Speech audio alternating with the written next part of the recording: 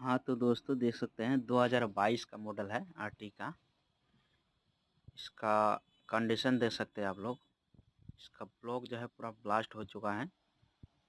हम लोग इधर से सारा फिटिंग खोल दिए हैं, देख सकते हैं ब्लॉक का कंडीशन पूरा फटा पड़ा हुआ है और इंजन स्टार्ट होने का नाम नहीं ले रहा है।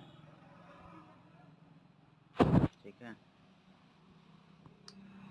तो इसका भी वीडियो हम लोग जल्द ही यूट्यूब पे लेकर आएंगे आप लोगों के सामने पूरा डिटेल्स में। ठीक है, और सामने से इसका ब्लॉक सिलेंडर हेड के ऊपर सही लग रहा है।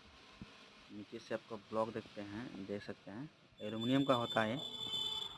तो कनेक्टिंग रॉड जो है टूट जाने की वजह से हो सकता है इसका ब्लॉक ब्लास्ट हो गया है और नीचे चैम्बर में जितना है ऑयल सम भी पूरा फट गया है। तो ठीक है, वीडियो को लाइक कीजिए और शेयर कीजिए और सब्सक्राइब भी कीजिएगा।